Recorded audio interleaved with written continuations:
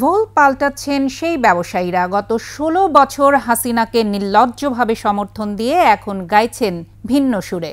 Doctor Mohammad ইউনূসের প্রশংসায় পঞ্চমুখ তারা, আবদারেরও শেষ নেই। আকবর হোসেন সুমনের রিপোর্ট। শিল্পী কবির সুমনের জনপ্রিয় গানের ভাষায় বলতে চাই, প্রথমত আমি তোমাকে চাই, শেষ পর্যন্ত আমি তোমাকে চাই, ভীষণ অসম্ভবও তোমাকে চাই।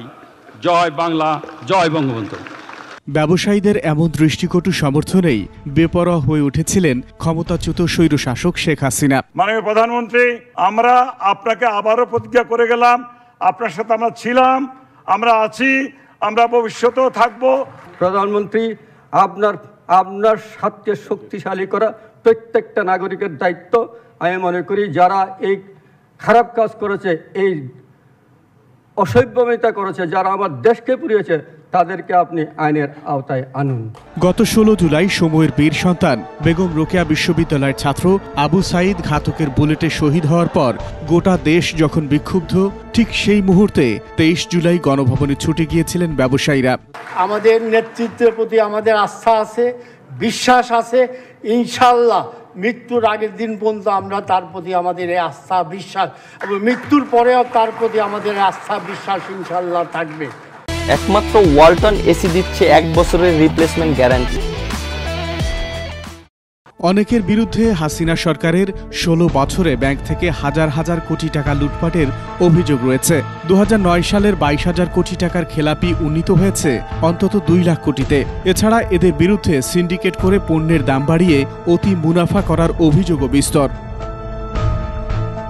রয়েছে। বাণিজ্যের আড়ালে অর্থ পাচারের অভিযোগও। দুবাই, সিঙ্গাপুর, কানাডা, যুক্তরাষ্ট্র, যুক্তরাজ্য সহ নানা দেশে অর্থ পাচার করেছেন তারা। তাই হাসিনাকে টিকিয়ে রাখতে সমর্থন দিয়ে গেছে ব্যবসায়ীরা। অনেকেই সেটা স্বীকারও করেছেন।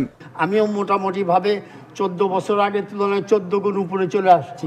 আমরা সরকারের পাশে সবসময় ছিলাম, এখনো আছি, ইনশাল্লাহ আপনার পাশে আমরা থাকবো। ছাত্র জনতার গণ অভ্যুত্থানে শেখ হাসিনা পদত্যাগ করে দেশ ছাড়ায় এখন সেই ব্যবসায়ীরাও ভোল পাল্টাচ্ছেন।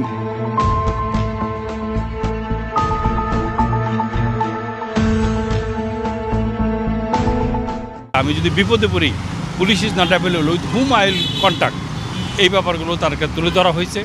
তো উনিও ওই ব্যাপারে আশ্বস্ত করেছেন। আজকের যে ক্রাইসিস, এই ক্রাইসিসে আমি মনে করি ব্যবসায়ীদেরকে এক জায়গায় থাকতে হবে। আর আপনারা বলেন যে আমরা একসঙ্গে চলবো, অসম্ভব। আমরা মিথ্যা কথা বলছি, একদম মিথ্যা কথা বলছি। এখনো আমাদের দলীয় পরিচয় থেকে আমরা বের হতে পারি।